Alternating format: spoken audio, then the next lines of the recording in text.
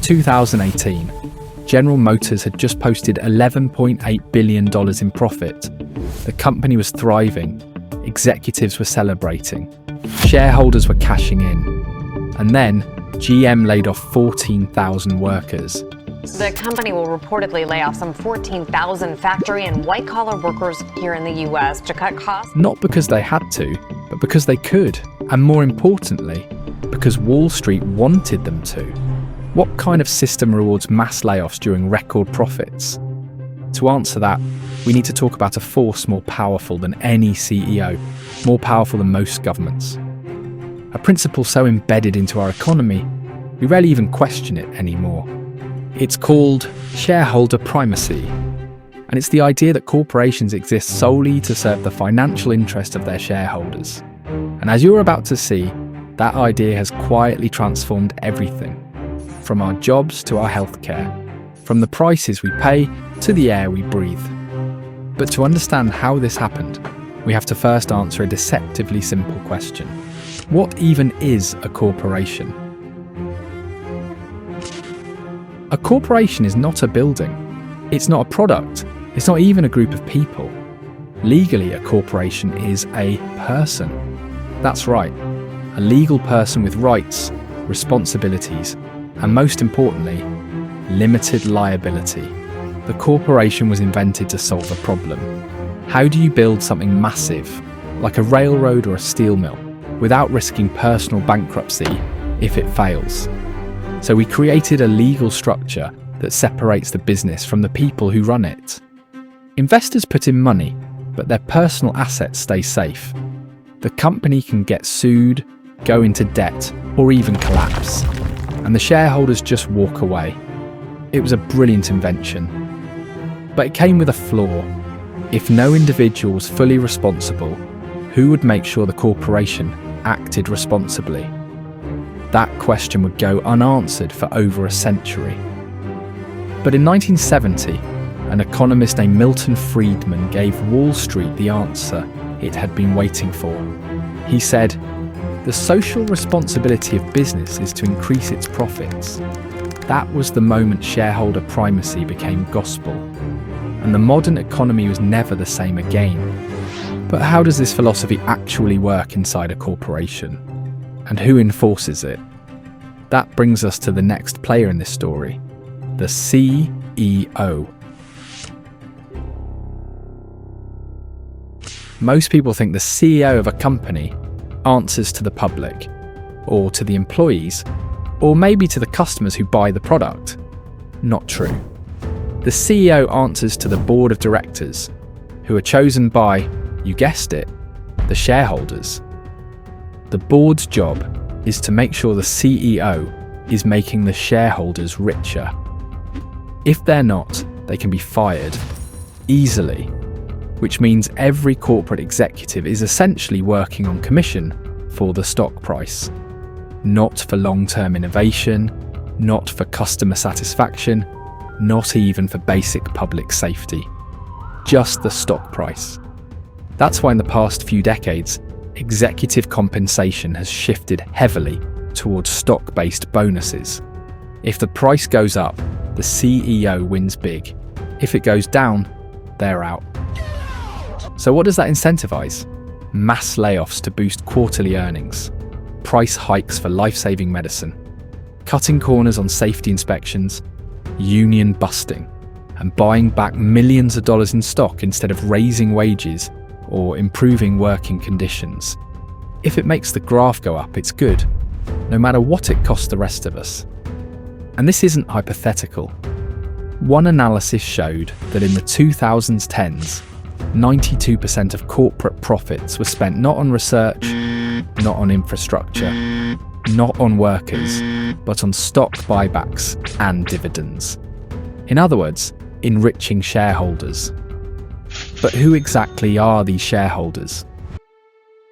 If corporations are funneling billions to shareholders, that might sound okay. Until you look at who owns most of the shares. The richest 10% of Americans own 89% of all stocks, and the top 1% alone own over half. That means when a company cuts costs to juice its stock price, the profits flow mostly to the ultra-wealthy, not to average workers or even middle-class investors. Meanwhile, the bottom 90%, they get the layoffs, the wage stagnation, the rising prices. This is why during inflation spikes, many economists pointed to greedflation. Companies exploiting supply chain chaos not just to survive, but to expand profit margins and reward shareholders. In 2021, the meatpacking giant Tyson Foods raised prices nearly 20%. They blamed inflation, but behind the scenes they posted record profits and handed top executives massive bonuses. They already raised pork prices by nearly 40% for restaurant customers. Beef and chicken prices have also jumped by 12% and 16%. They're planning on raising prices at grocery stores on September the 5th. Once again, higher prices for you, bigger payouts for them. This is the logic of shareholder primacy. Corporations aren't required to serve the public. They are legally obligated to serve shareholders. If they can do that by also helping customers, great. But if they can do it better by cutting wages, gutting healthcare, or wrecking the planet, well, that's the preferred route. And it's not just hurting people, it's eating the planet alive.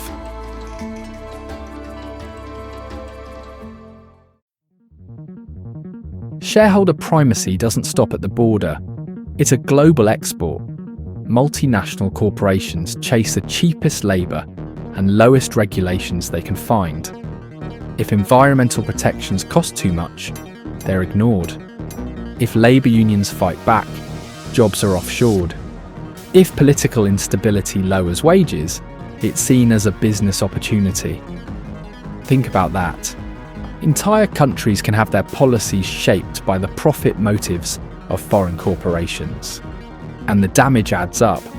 Carbon emissions continue rising, not because we don't have the technology to reduce them, but because clean energy doesn't always return short-term shareholder gains.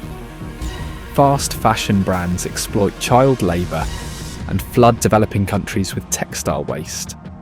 Pharmaceutical companies block cheaper drug production overseas to preserve their patents.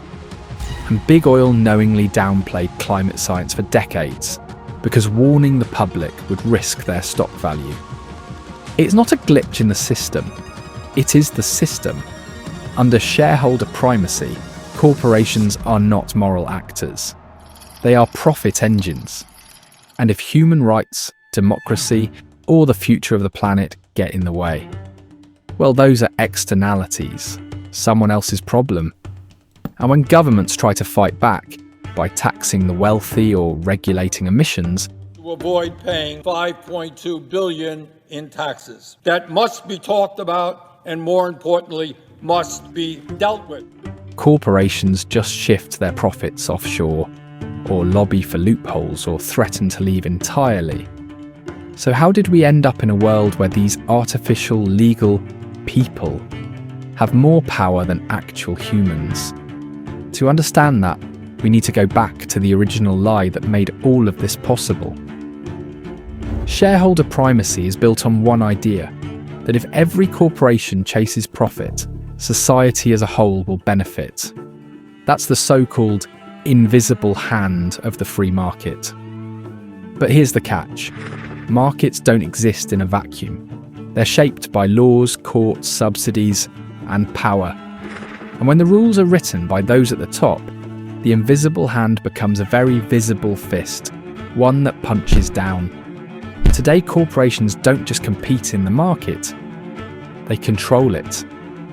They lobby lawmakers, write regulations, and use their wealth to squash small businesses and workers alike. Private equity firms buy up nursing homes and cut staff to boost returns. Hedge funds pressure grocery chains to automate checkouts and cut labour costs. Big tech platforms harvest user data to sell ads while avoiding taxes. This is not Adam Smith's ideal market. This is a rigged game where the house always wins. And the house is whoever owns the shares. Meanwhile, the rest of us are told to keep grinding, keep spending, keep quiet. But what if we didn't? What if shareholder primacy wasn't inevitable? There are alternatives. Some companies choose to incorporate as public benefit corporations, meaning they are legally allowed to prioritise social good alongside profit. Others are worker-owned co-ops where decisions are made democratically by the people who actually do the work. In Germany, large corporations are required by law to include worker representatives on their boards. This doesn't just improve morale, it leads to higher wages, better benefits, and more long-term thinking. And around the world, activists and lawmakers are pushing for new rules that put people over profit. Proposals like ending stock buybacks that artificially inflate value, taxing extreme executive pay, giving workers ownership stakes and board representation, making corporations legally accountable not just to shareholders but to all stakeholders, including the environment. Because once you realise corporations are human inventions, you realise they can be reinvented.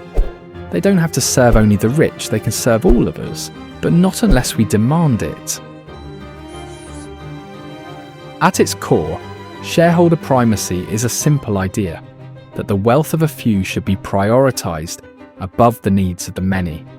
That idea has shaped our economy, our society, and our planet for over 50 years. It's why profitable companies still lay off workers. It's why life-saving drugs can cost $10,000 a dose. It's why the planet is warming faster than ever, even as corporations make green promises they never intend to keep. But it doesn't have to be this way. A corporation is not a law of nature. It's a legal tool, a tool we built. And like any tool, it can be redesigned. We can decide what we want corporations to serve. We can change who they're accountable to. We can redefine what it means to succeed. Because when companies only work for shareholders, the rest of us end up working for them. And maybe it's time we flip the script. If you've enjoyed watching this video, please hit the like button. If this kind of content is something you would like to see more of, feel free to subscribe and leave a comment. I read and respond to every comment that is left on our videos, and I'd love to hear what you have to say. Until next time.